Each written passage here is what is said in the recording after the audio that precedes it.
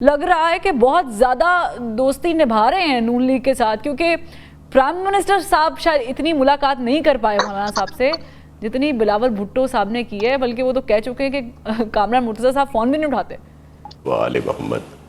دیکھیں، چیئرمین بلاول بھٹو زرداری صاحب وہی بات کر رہے ہیں جو ہمارے منشور میں ہے، اور کانسٹیٹیوشنل کورٹس کو ہم سپورٹ کرتے ہیں پاکستان پیپلز پارٹی، اور اسی وجہ سے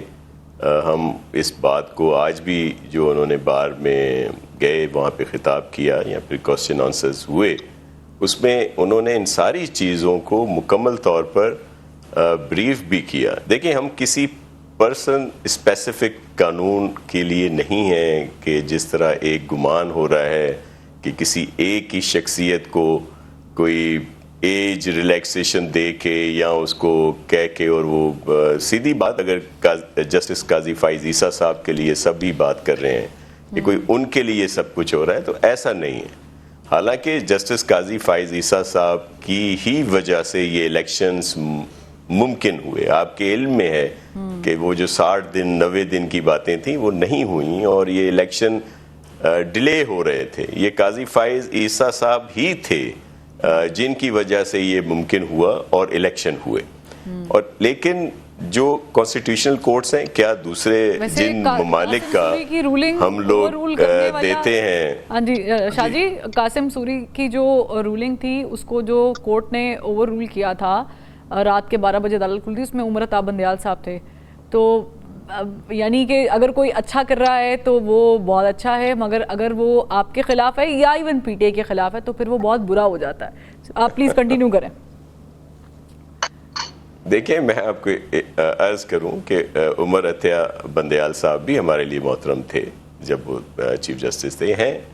اللہ ان کو زندگی دے، لیکن وہ جو انہوں نے ایکٹ کیا، آیا وہ آپ نے دیکھا تھا اس دن کے کیا ہوا تھا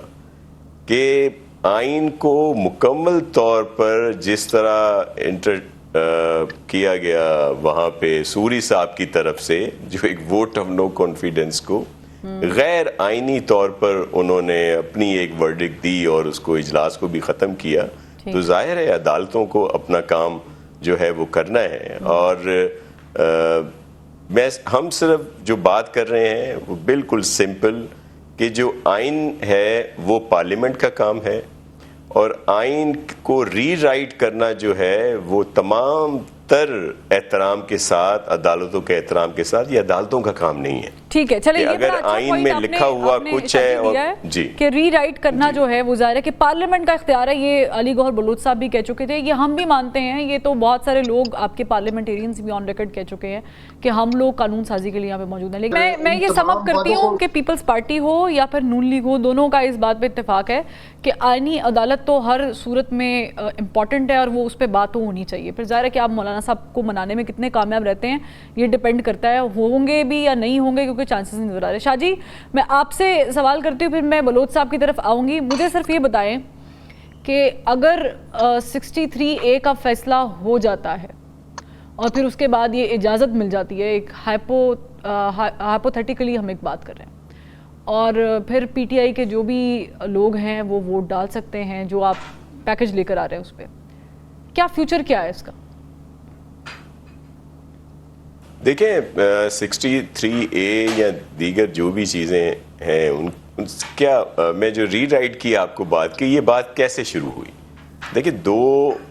چیزیں ہیں اس میں کہ اگر کوئی فائنینشیل ووٹ کرتا ہے یا اپنی جو سیٹ کے اگینسٹ جو بھی ان کے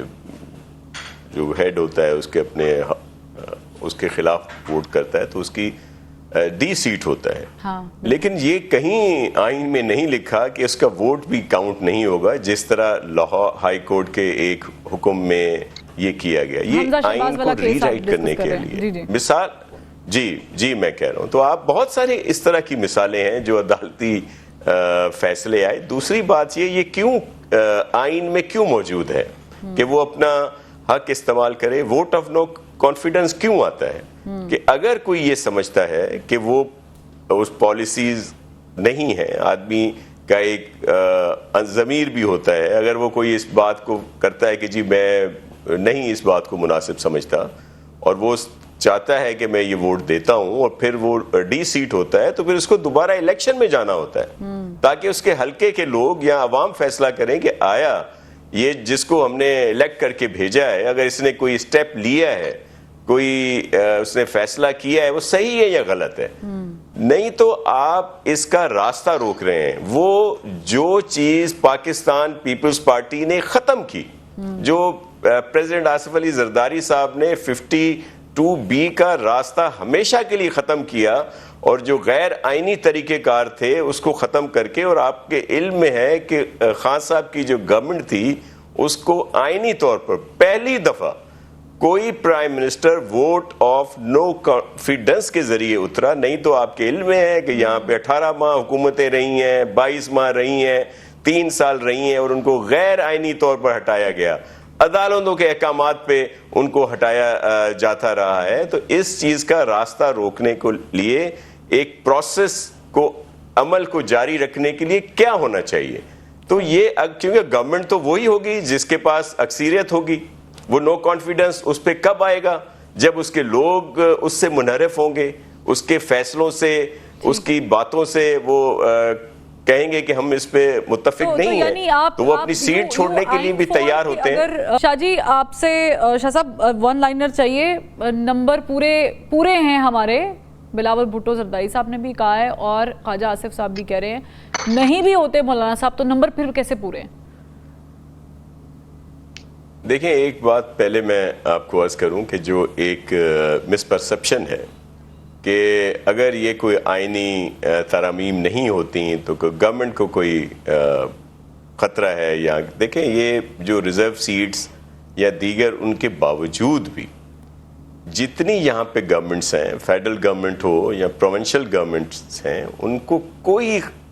خطرہ یا کسی قسم کی کوئی ایشو نہیں ہے. ان کے نمبر پورے ہیں. اگر فیڈرل گورنمنٹ میں بھی ریزرو سیٹیں فل مل جاتی ہیں, وہ بھی فیصلہ آپ کے سامنے ہے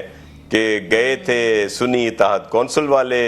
اور فیصلہ یہ آیا کہ یہ پی ٹی آئی کو دے دی جائیں. لیکن گورنمنٹس کو کوئی پریشانی نہیں. سندھ میں ہمیں کوئی ایشو نہیں, پروونشل گورنمنٹ میں, پنجاب والوں کو کوئی ایشو نہیں, بلوچستان میں کوئی ایشو نہیں, کے پی میں اور مضبوط ہو جائے گی پی ٹی آئی یا سنی اتحاد کونسل کی. شاہ جی, ناصر حسین شاہ صاحب بہت شکریہ وقت دینے کا, علی گوہر بلوچ صاحب آپ کا بھی بہت شکریہ. اور ناظرین ظاہر ہے کہ یہ تو رساکشی چلتی رہے گی. ایک بریک لیں گے, جب بریک سے واپس آئیں گے تو بات کریں گے سرزمین فلسطین کی.